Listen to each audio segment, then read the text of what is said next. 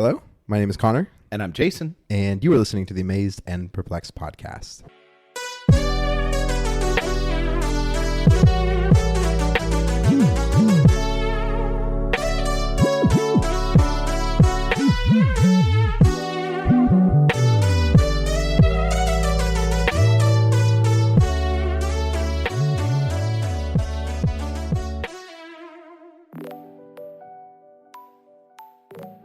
So it is so good to be speaking to you right now. It's one of those weird things. Like, what do you say after so long? How do you talk to your friends after you come back from summer vacation? When you promised that you would keep in touch with your friends and you just never did. I never called you. Sorry. No, it's okay. It's okay. Well, I knew you weren't going to call me, but I'm still working on that letter. There is that similar vibe of that last day of school. And somebody writes hags, have a great summer. And then you show up and you're like, oh yeah, we're in the same class and we're at the same table. So we kind of got to be friends now again. Not that that's how I feel towards you, but there's that sense of like, okay, what's new? How have things changed? So Jason, you had a pretty crazy experience for those who are maybe hopping on or a little behind and just jumping around. Jason from May-ish to the end of August was on sabbatical, and I just kind of want to process through and hear what that was like for him. And then maybe later on the episode, we'll talk about what that looks like now in him, and maybe just a tiny bit of what's changed in my life and what God has done there. And then next week, we'll kind of jump in more of a regular feeling type Amazed and Perplexed episode. So Jason, tell me about your sabbatical. What's the first thing that jumps to your mind? So my only directive was don't do what you usually do. And so what I usually do is spend a ton of time with people, and often that involves listening to, it's not usually biblical questions, it's usually application life questions. Like, I've got this problem, how do I work through it? Or I'm planning something, some kind of event or ministry or something. And so it was interesting because one of the things that I think a lot of ministers deal with is who are my friends and what is ministry and, these kind of things. So it was a very interesting dynamic, and I just chose for, about 6 weeks, I didn't talk to anybody. I didn't, other than my family, I didn't hardly talk to anybody. And I did, people always ask, where did you go? And that really wasn't a big piece for me. I know there are people that do amazing things or sabbatical. Mine was more about just being, and being alone and not having a full calendar and those kind of things. Now, I did go, 15 or so days. I did intensive work, which what I mean by that, or soul work, is these were spaces created that you could be safe and be, really brutally honest. And there was an enormous amount of grace there, so then you can process things that either you weren't aware of or you're aware of, but it seemed like too big of a mess, to deal with. I think a lot of us have a sense of, I get these things going on, but I'm doing okay in life. Mm-hmm. And I've realized a while ago that for me, that was settling, and I just feel more and more free every time I go through one of those processes. So I did 2 separate processes, and one was a 7-day and one was a 3-weekend experience. And both of them were incredibly different approaches to anything I'd had before. And yet they created the same type of environment. So those were super helpful to me. And then I spent a lot of time just around my house, which I don't do a lot of. Well, I guess that's not true. During COVID, I did a lot of, but in normal living, I didn't do a lot of. And so some of that time was just relaxing. A lot of that time was processing, because you unpack all this stuff in these experiences, and a lot of times you'll jump right back into work, and so you kind of lose some of it. So I was able to integrate, and I'm still working on that. And I can go into specifics. I don't know where we want to go exactly with this, but yeah, a lot of it was not. I've said a lot, but that has been that was a great deal of my experience, and there is part of me. Thank goodness I love that thesaurus and synonym book out for you. Give me more words for a lot of. There is this part that when you are working with people, and at least the way you approach it, regardless of the job description, is you care deeply for those people, especially if, I'm talking several hundred people, that I do think I had reached a state of mild burnout. Mm-hmm. I wasn't disconnecting from things, because usually the indications are you're letting things go, like you're not following through, you're not doing things you enjoy, you spend all day in bed, these kind of experiences. And I wasn't having that, but I did reach a point where my wife and some of my friends, my coworkers, were noticing I was growing negative. And so I took the sabbatical as a matter of course, like we have that scheduled in, but it ended up being perfect. I mean, the timing was perfect. And so a lot of it is decompression. There's something, at least the way I do ministry, is I will wake up with people on my mind. They're on my mind all day. I go to bed with them on my mind. I'm thinking about these conversations. I'm asking God, okay, where do I fit? Do I have a place here? And I want to let him do all that.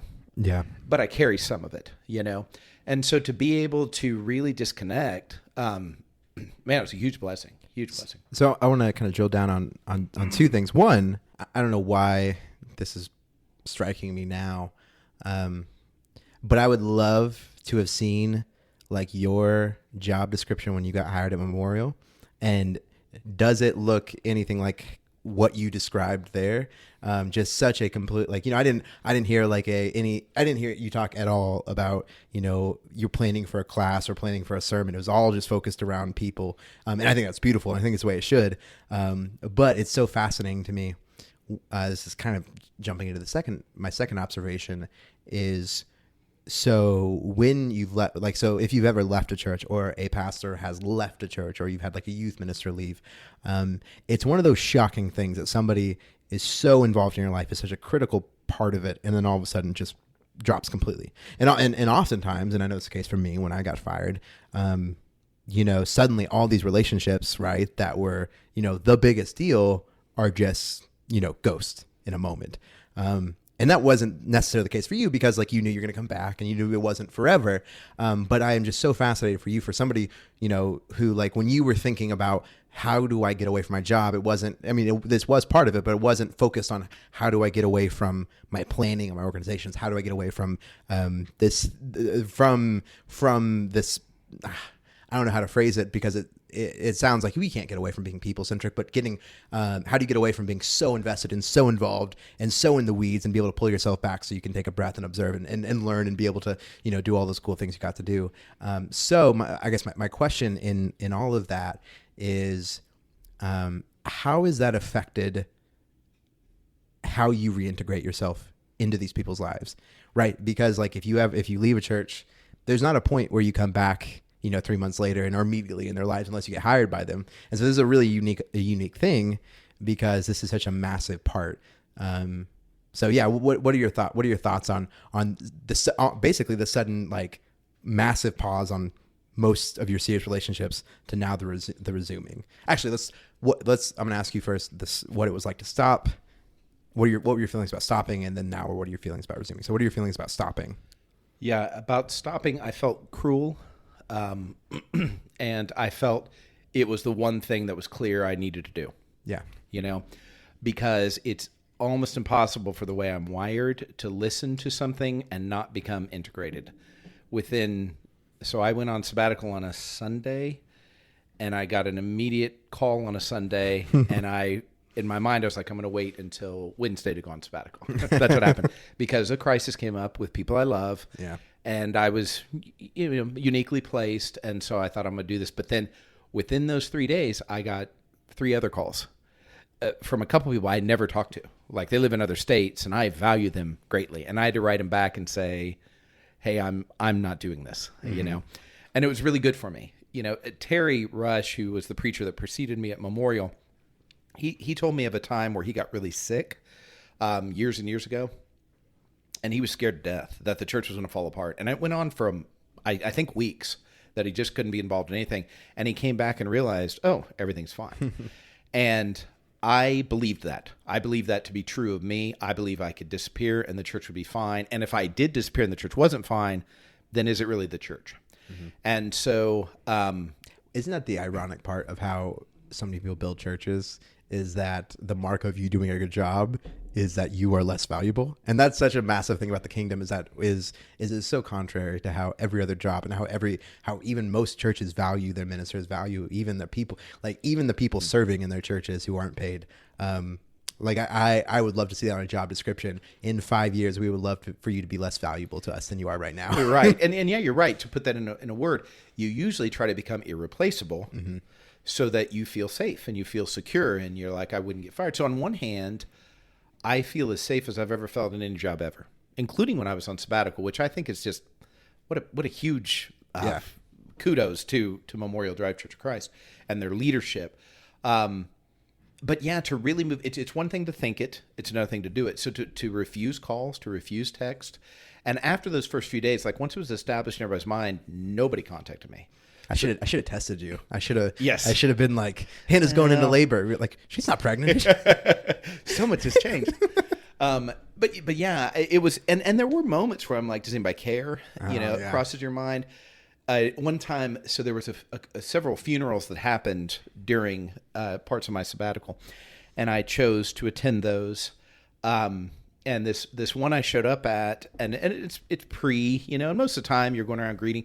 So I'm going around greeting people, and Tim, my co-preacher that I share the preaching with, he was there, and I'd gone around. I said hi, and I came back, and I said, it's kind of weird, like nobody's really happy to see me. And I know it's a funeral, so I mean, I'm not that egotistical. Why am I not the star of the show? Yeah, I know. I was like, hey, everybody. But anyway, and he was like, we're all scared. And I was like, he was being a bit hyperbolic, but it was that idea of we don't know if we're supposed to. We don't want to break the bubble. Yeah, we don't want to break the bubble. And it felt so good to be honored like that, But this is a lot of thing about perspective. One of the biggest things that God gave me over this whole duration is perspective. Perspective on friendships and what does that mean, and perspective on who's doing the work, perspective on what I should expect of people. I have huge expectations of people. Not even that I expect more, but I have so many. I have so many expectations of people. And I would say, no, I don't. No, I'm casual. I'm an Enneagram 7. I'm glass all full. Everybody's wonderful. But the truth of the matter is, I recognize more than ever, and it's one of those things, I think I would have agreed to it 6 months ago, but I know it in a much more defined way, that as I'm interacting with the person, whatever you're giving me with your body language, your words, your attitude, that's part of it. But I have this huge, like one of the guys that led one of the intensives I was part of said we all have virtual unreality glasses. And if we don't realize it, we just define the world as we see it. Mm-hmm. And so I realized, like, for one thing I discovered is really good. I was raised in a house of volatility. You didn't know from day to day. And despite the fact that my relationship with Heather isn't that way, it was kind of this deep internal rhythm in me. Like if things were going well, I would get negative, and Heather would ask me about it, and I just thought she's making it up. And I'd always find something to blame it on. She's like, "Why? What's wrong?" And I'm like, "Well, you looked at me." It's that kind of thing, Yeah. And I would always have some reason. But what I realized is I was continuing that rhythm from childhood, unbeknownst to me. Yeah. And I think prior to Heather, of course, that's almost 30 years ago now, but prior to Heather, that almost always led to breakups. And I'd always blame the other person, And then with Heather, it was quelled and I felt safer with her, but I still notice that's there. And we'll call it now. Like we'll be in a conversation, we'll be having whatever we're doing, and then all of a sudden I'll say something like, that's a jab. And I used to say, well, that's just me being funny. Yeah. But it was me keeping up this I was unconscious of this rhythm behind the scenes. And so to move into spaces where you feel totally safe, and often I'd be like, I don't even know what I'm going to work on, but I'd signed up, so I'm here, and then all of a sudden realize, oh yeah, that's deeply affecting me, but I was unaware of it, until right now.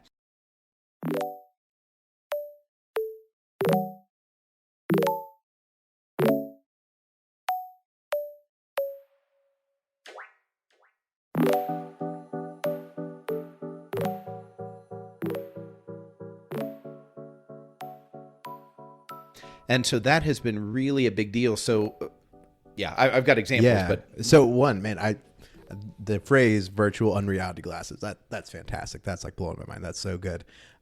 So I want to like hone in a little bit more. You talk about the like getting away from the things you're doing and people and being so deeply invested in their lives and their problems and just being in the weeds is such a massive part of what you're doing. So getting away from that was massive. And then you talked about how how you came to realize a lot of these deep rhythms of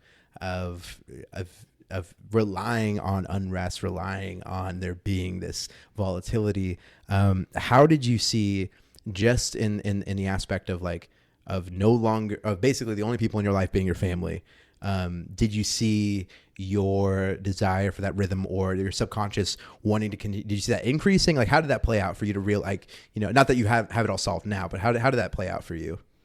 Yeah. So one of the things that comes up is you start asking yourself, what do I want? And, for me, when I was 22, I joined the AIM program, and I was assimilated, into that, loved it. And then after that, largely I was assigned to things, and then I went from AIM to Memorial, and I'm assigned to Memorial Drive. So now I have all these Sundays free, to go wherever. And I went to all kinds of different churches, and I'm just watching, It was a funny dynamic. I know I've said to you before, but in every church I visited, beside two, they had a guest preacher from somewhere else, some other state. And it was comical. Like when they would come up and they'd be like, "Hey, everybody, we have a special guest just this week." And I'm like, "No, that's every week for me. It's because I'm here. You brought that person in." And man, every lesson moved me to tears. And it was fascinating. There was this one in particular, a guy got up and he'd been invited in. And I'm telling you, first impressions, he had a wife beater white T-shirt on. Nice. And it looked like he had dirty like khaki pants. And I'm like, "Were you aware you were going to speak today?" And I dress casual, but come on, And he got up and man, he started and he was talking about his accent was very Southern and which is not a problem, but it just kind of was starting to fit a stereotype. And then he like turned a corner and his lesson was amazing, And so just that awareness of God taking care of me. And I think that's one of the things that I'm always tempted to trade God for whatever's present. Mm-hmm. So my friends and the people I get to work with, which they're my friends as well, sometimes I can take the blessing they are and trade that for God. And I'm always reminded, Romans 1:25 said there were these people, they traded the worship of the Creator, and instead they worship created things. And of course, what is created things? Everybody, including people. And just having that realization that I want friends, I want people in my life, but I don't want to depend on that, And it's not that I didn't know that, but it's different when you're not seeing everybody by choice and they accept it. Like that was the other piece is I did take comfort in, well, the elders made me do it kind of. I never said it that way, but anybody in my circle understood I was supposed to be doing this. And so that gave me a pass. So it allowed me this space to not have any relationships and not have conversation, not have to return text and phone calls and emails. And so it allowed me space to say, yeah, what is it I want to do? And it really refined even how I'm thinking about things now and what I'm looking for. It's made me a lot more grateful for those relationships. And in general, the return has been very, relatively speaking, it's been very smooth. I still feel out of rhythm simply because it's the nature of things. Sure. Like when I get text, I have to remind myself, you need to return that, and I do. I have to remind myself. But in general, it's just a beautiful thing to come back to a place you love, And there were times I was told it takes several weeks to decompress. That's just from other ministers that had taken sabbaticals. And I think it probably took me 6 weeks. It wasn't until then that I started to feel like I wanted to go back. There were times in the first 6 weeks I'm like, I'm never going back. You know what I mean? And it had nothing to do with the people. It's just those feelings. And I knew I had a couple months to figure this out. But after 6-8 weeks, I started to say, man, I think I'll be ready to go back, And so it's been really beautiful, So, man, that's just such a cool perspective to hear from, especially like the progression of like feeling cruel to like, getting to the point of like, okay, I'm never going to go back, and I love that difference of like, we can feel like, man, I am so evil for not, talking to people to be like, I never have to go, I'm never going back again. Yeah, I do exactly. To like, man, I can't wait to get back. And then to actually being there. So how, and you've touched on it quite a bit, but maybe just a little bit more direct. So if you come into a situation, let's just say it's not even like a good situation. It's like, oh, I get to like have coffee with my friend Connor, or I get to, sit down and talk about Jesus with my friend Tim and my coworker and friend Tim. It's like a really hard situation where it's like somebody needs you and there's high emotion and high pain, and because you love them, you're going to take it on. How has, and I don't know if this has happened yet, but how has how was your sabbatical and all of that affected how you deal with really hard interactions? Yeah, that's a good question. So one thing that having this space helped me to learn, and it was probably no surprise to my wife, but I had taken on a message early in life that it wasn't productive to feel my emotions. So I thought my emotions. And for those people that might not understand that, so we would do a thing around Memorial at times called a check-in, and you would say, I'm checking in, and you have seven or eight choices of emotions, angry or sad or happy, excited. And you would say it and then give a little context. Well, when I would check in, and still to some degree I still do this, I would ask myself, what would a person in my situation feel? Yeah. I wouldn't feel that feeling. I would say, a person with this life, somebody's in the hospital. I feel sad because somebody's in the hospital. I feel confused because of this, but I didn't feel it. And all Enneagram 5s are just like, yeah, that's how it's supposed to be. Yeah, exactly. If everyone could just be that'd be awesome. So I, but the downside of the upside of not feeling your own emotions is I could be in hard situations and I could your emotions would be fine to me. I could enter into the hardest emotional situation possible. Somebody, their family member committed suicide. They lost a child. They, whatever you'd imagine, hardest thing. I feel like it's kind of a superpower. I can walk in and I'm fine because I don't feel that emotion initially. You know what I mean? The downside is the lie that if you don't feel it, it doesn't affect you. Yeah. And what would happen is it would come out sideways. So let's say I'm feeling angry and there's something you say in a conversation that makes me angry, not even necessarily at you, What happens is while I'm here, I'm in denial that I feel angry. I'm like, man, I'm so with you and I'm so supportive. I'm doing everything I can to communicate this, but I'm not processing that feeling. And then I get home and it's proverbial, go kick your dog, well, that's me. And it's not that I would go home and, hit my wife and, we don't have a dog, so didn't have that target, but it was just the idea of that it would be just there, and it would be combobulating, whatever that is, just be like, I like it. I'm waving. I totally see it. I totally see it. Yeah. But it's that idea, it's just kind of moving around, and it's got that energy, that emotion has to find a place to go, and oftentimes it would dull me. It would tire me. It would be exhausting to be processing that while I was denying. So now, like for example, we got some bad news in our family circle last week, and one of my siblings had called me, and they were expressing anger, not at me. And it was fine. It was very appropriate what they're saying. But I realized I would have started saying they feel angry, so I'm going to feel angry. You know what I mean? So now it's faux. And when again, it's exhausting to produce something that's not really there. So here's the irony is I wouldn't acknowledge my own anger, but I'd create faux anger to meet this person at their anger. Yeah, me too. You know what I mean? Then I'd just be tired. Like emotionally, I'd be tired. So now I recognize as I'm hearing him, I can have compassion for him. I was asking myself, do I feel angry? And I'm like, I don't. I actually feel very much at peace with this. So I was able to help him and let him have that experience, and then be free. Like I got off and I was just super free. And I told Heather later, I was like, that is amazing. You know what I mean? Now part of it, I don't even anticipate that what I'm saying is crystal clear to anybody, because it was so much in my own head and my own body. But that idea of how much energy you hold in your body and how much energy you unknowingly expend because you made adjustments when you were young, and now you don't need to make those adjustments, but you're still doing all the stuff behind the scenes in your own heart and head. So that really came out, not just in the intensives, but then to be able to walk away and have time just to be. And I'm going to be clear, I binge TV shows. I did all kinds, anything I basically wanted to do that didn't require a lot of money, I did. And so, it was just a very relaxing way of being. But there was a lot of processing. Then when I would interact with my kids or my wife, it was almost like it was a case study of, okay, I learned this.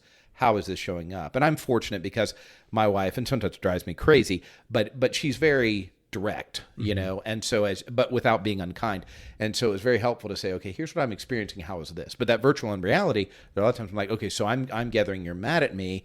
I'm getting anger in me because I think you have it and then you don't. And then I'm like, well, I don't really even feel angry at all. Good. But again, I wasn't aware of it. That's really good.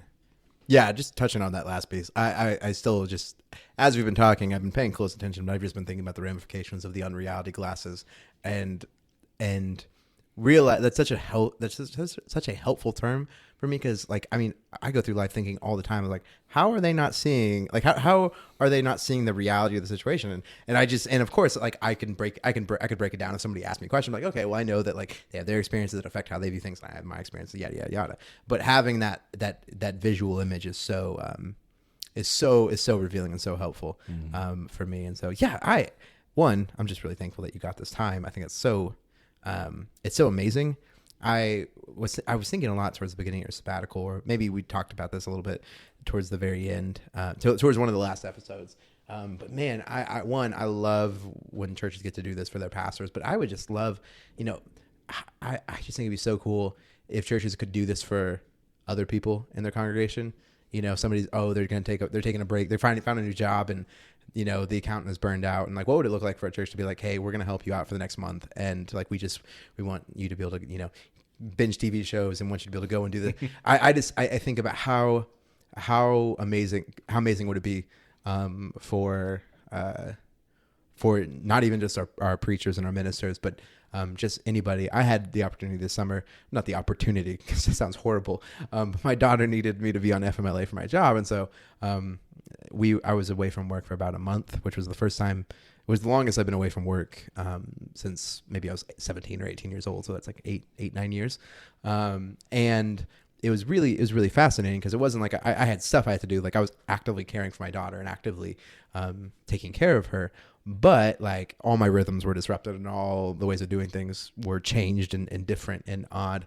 And even for me, when it wasn't this concentrated experience of like a sabbatical, but a concentrated disruption of the way I had been living my life for 8-9 years, it was so good for my marriage. It was so incredible. Because there were rhythms that Hannah and I had settled into that we had never realized that we had done, and we never had time or never had the space to do it because of the schedule of my job or the schedule of what things were, but because of Indigo's situation. She's all good now.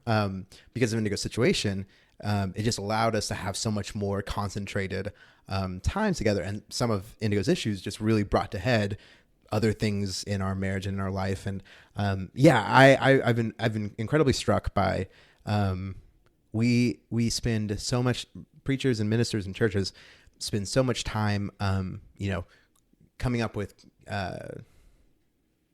what's the word for like if you have like a set like of classes, what's curriculum? Yeah, I don't know. Churches spend so much time coming up with a curriculum, coming up with sermon series, and all in this effort for spiritual discipleship, which is fantastic and great. And we've talked about sometimes I don't know if those are necessarily, if we do those in the best way possible to facilitate discipleship.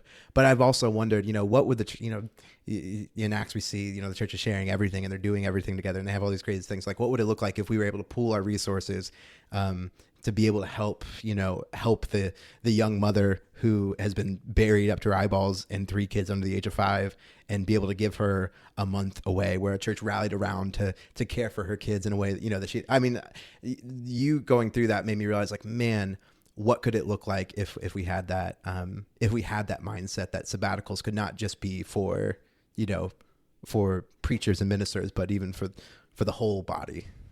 Yeah, and I don't think I thought about it until this conversation, but a big piece of it is because typically people are like, where did you go? And I did go, and I traveled, and I saw some good friends, and that was good. I like being on the road and doing that for a time. So I was gone for about 20 days doing that. But the big thing is the break in the rhythm, or the cycle or whatever, because you notice things you wouldn't have otherwise. We the term white noise is that idea of stuff that's there so much. It's just, what do they call it? Ubiquitous. It's just always there. So you stop noticing it. And I think in general, we do that. We do that with our relationships with each other. And oftentimes it's crisis that brings it to a head where we're like, oh, wait a minute, why are we doing this? Kind of thing.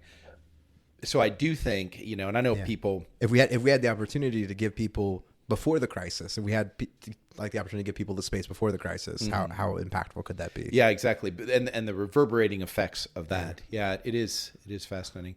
One thing else I wanted to mention that I really saw in clarity when I went through those two intensive processes, both of them, one was 7 days straight and one was 3 weekends, and both of them asked that we not share what we did for a living, and it was fascinating that, and I'm more than happy, because it's usually not advantageous for me to start a conversation with, "Hi, I'm Jason, I'm a minister." Reverend Jason. Yeah, it just doesn't. It's usually, most of the time when people find out I'm a minister, they say something like, "Oh, okay. Well, I'm glad I knew you before I knew that." That comes up quite a bit. Simply because of church hurt and preconceived notions. So I was really happy with that. But what was fascinating is the safer people felt with me and in general, so many times the discussion turned to God. It was fascinating. And I had to remind myself, don't say, in 1 John 3 chapter, you know what I mean? I would say, I once heard that Jesus, kind of thing, and my go-to is always like, if I'm trying to I think that the desert mother and fathers used to say, because it sounds a lot better than I read an article, or, somebody once told me, you cloud everything in like a mystery and a mystical, in mysticism, it just sounds so much better. I had one man, he was an older guy, and most of the people I was with, I didn't get a sense they were churched at all. And several of them were clearly atheists. But one man was like, "Did you go to seminary?" And I'm like, "No, I didn't," which is true. The education I experienced wasn't technically seminary. And then at the end... It wasn't accredited. Yeah, exactly. That's right. At the end, when we'd share, I went back and I was like, I was telling you the truth. But it is that dynamic that was fascinating to me, that when people let down their guard, there was a hunger for God. Now, oftentimes, they would quickly draw a distinction with, "I don't want to go to church." But it is interesting that so many times when I talk to people, if God comes up and I'm just in casual conversation, they don't feel safe enough to unpack what's really there. So their first response is, "I'm not interested. I don't want that." And that's okay. That's their choice. God gave them that choice. But that realization of, if we can create more safe places, what might God do? Or maybe you flip that around. Oftentimes we'll say, "Well, nobody wants to know. Nobody cares." And it's like, well, I don't think they feel confident enough that they could say something wrong and not be jumped on, And then I've had subsequent conversations based on this very thing I'm talking about with people that are atheists here, here in Tulsa. And when I talk about, can you imagine a world where you could come to a church and completely be yourself? And the response is always no. I can't imagine that. I went to church all my childhood and nobody was themselves. And I'm like, okay, well then that shows me that that's good work for church leaders to do. How do we create space where you could be yourself, and still worship God? Because it's this ironic dynamic that you're like, well, does God know everything? Yes. Does God know every embarrassing, every guilty pleasure, everything? Yes. If you believe that God knows everything, and then simultaneously, but I'm going to come and worship Him, and I've got to cover it up. That should be a red flag to us. And yet I think for most of us, we would just say, well, that's what church is. We covered up, we look good, we come to worship God.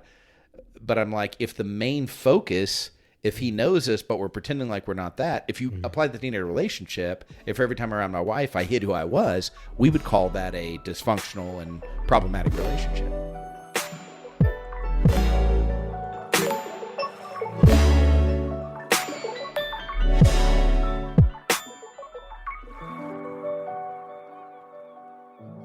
No, that's really good. That's a very helpful framing.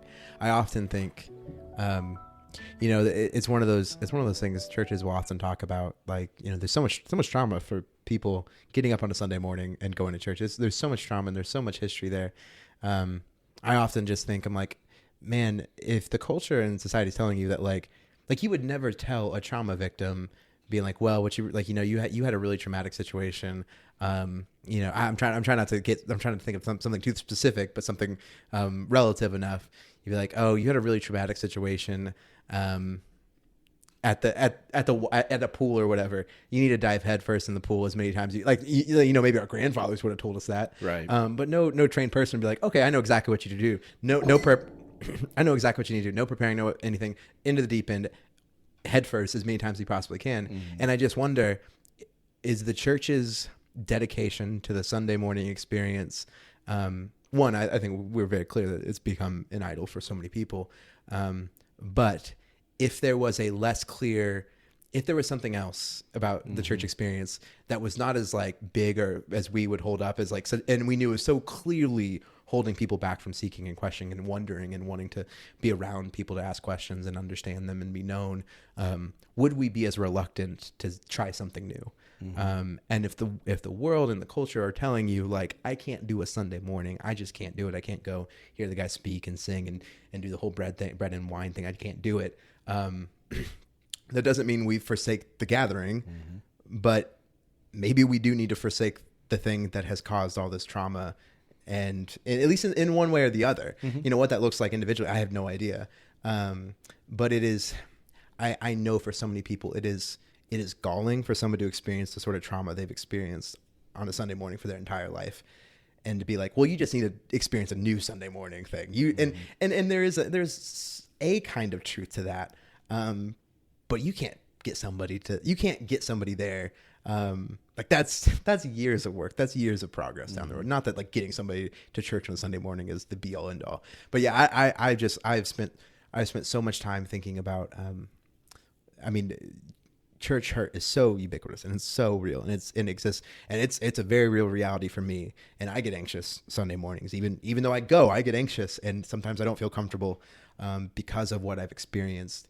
And I do wonder, what would it to just superficially change some things, you know, for a healthy church to superficially change some things. How would that impact people who genuinely do have these questions and want a safe place to be and exist? I don't know. That was a lot. I think you're exactly right. And I think that's part of what I'm processing and have been processing with several people since I've been back is I think you can be a Christian and not attend an organized space on a Sunday.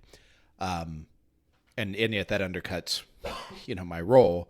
I do believe there's something you experience there that you probably don't experience anywhere else, you know. But for the person in particular, for the person that is, as you're describing, you know, to create forums. Well, if I come into a space and I am not allowed to ask questions, which most Sunday morning gatherings, they're not created to ask questions. Like there was no place I visited. No space for wonder. Yeah. There's like, anybody have just random questions for us? You know, it's just not created. It's a spectator venue. And I didn't go to, well, most places I didn't go. Most places I went didn't have like classes and things like that, you know, corollary. But if there's no space in the body life for me to ask honest questions, whether they're perceived as heretical, difficult, or basically, you know, pretty, oh, it's easy, just look here. If I'm not able to ask those questions, there's a block. And so why not create spaces where that's the purpose? Hey, we're here to do that. So I'm prayerful about that and watching, you know, I've been processing this probably for about a year, because as I see our 20s and 30 somethings drop out of church connection, I'm not thinking, oh, they're just lost. I am thinking this forum is not speaking to them, you know? And so are there possibly intermediate forums to restore, you know, okay, yeah, if I had these questions answered, I could enter into that other forum and feel better, safer, whatever. Or is that the end all? You know, not the end all, but, you know, is that what's needed?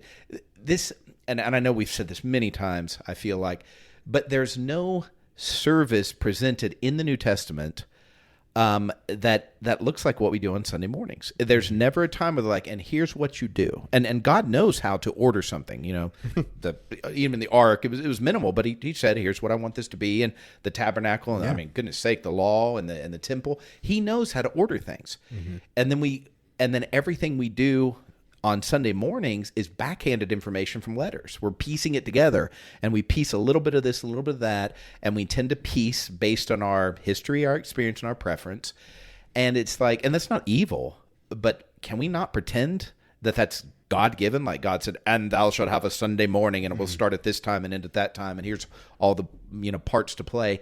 You know, we're piecing it together, which meant at one point, humans just like us looked around and said, I think this will benefit us the most. We're going to come together and we're going to do X and Y and Z, you know, and that's great. But that doesn't mean, well, it's just fact. That's not biblical. It's not evil. It's simply not biblical. And I think once we really accept that, and they're like, okay, God, you're the creative God. You're the Elohim. You're the one that created everything and continues to be creative. What is it you want for this next generation? Because I'm telling you, it was shocking to me, the people that would communicate with me. And it reminds me, we had that preacher Terry Rush that preceded me at Memorial. He went to fantasy camp. That's how I always refer to Terry Rush. That Terry Rush. But he went to fantasy camp with the St. Louis Cardinals, and he was meeting people where they were. They felt safe, and over time, he became the minister in many ways. He would lead services there, like the people. If you're a St. Louis Cardinals fan, historically, he rubbed shoulders with Ozzie Smith, and he rubbed shoulders with Lou Brock. I'm not a baseball fan, but I know his stories, and it started with him going to baseball camp. It was safe, and then he would just share himself, But this demand that, well, before we talk, you need to fit into my. I mean, the younger generation is not obligated to do that on any level, whereas my generation, Gen X, we still felt some obligation, but millennials and younger, by and large, they don't feel obligated to do that. And I think that's, there's always something you lose and something you gain, but something you gain is they are looking for something real, and they're not going to pretend. And at the end of the day, that's really what I think we should want. We don't need to be impatient with it, but we need to keep pushing. Let's really connect with God here, or let's reimagine it. Yeah, man, that's really good. And that kind of, we're going to wrap up and just kind of talk about one specific thing that sticks out to us that God has been doing, and what you just said kind of connects in my heart. I saw something yesterday, and we were talking about the death of the Queen. There's an author, his name is John Green.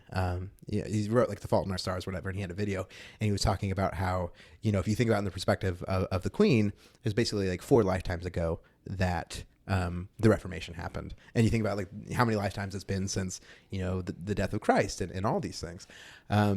And you get this perspective, like the church is eternal, and it, the gates of hell will not stand against it. But we get the sense that like the way we've done things or it's all just set. It is what it is. And even if we want to change some things, it's so hard to imagine the shifts or the it being any different or it looking any different, because it's just such a massive system. And even the parts that aren't connected, the denominations that aren't connected, they all feed back into each other. And it just is, it feels like this thing that is so, so many of the unhealthy aspects of the things we do, it just feels impossible to fix. And one of the things that God has been really working on me for the past maybe the past couple months is just as I've kind of been spending a lot more time in the Old Testament and even spending time with Jesus and his disciples, God is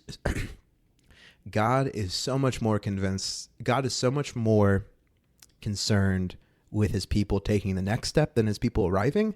Like when you look at the characters, like the example, and we'll talk about sometime, I got the chance to speak on Abraham, and for God, he's establishing this family, and he seems radically okay with Abraham not getting the full picture. He's perfectly content for Abraham to just take that next step and that next step. And even you look at the stories of the disciples, and we dog on the disciples all the time for them not understanding, for them not getting it.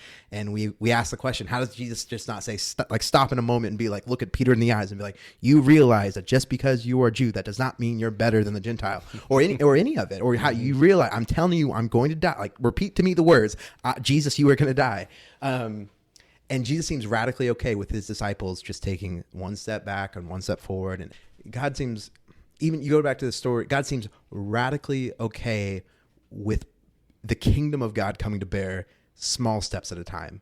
And that's just something, Jesus comes and he changes so much, and it's amazing and it's incredible. And he just shifts the paradigm massively. But when you look at the story of God and his people, God is like, he wants us to, be more like him. He wants us to be complete and be like Jesus. But how he knows how we work is that we change and we grow more like Jesus, just painfully slow. And God doesn't seem mad about that. God doesn't seem frustrated. In fact, God seems to have set it up so that we can do that. And so that's what I've been trying to remind myself. As I get frustrated with how things are, or even get frustrated with myself and my growth. God can, I can be wrong for my sins and my failures and my inability to take that next step forward. But God is not calling for me to arrive. God's calling for me to take a step. Mm-hmm. Yeah, I think that fits my experience, is that, I get back and there are new people, and there are new things that have happened, and that's good. And when I die, it will happen and happen and happen.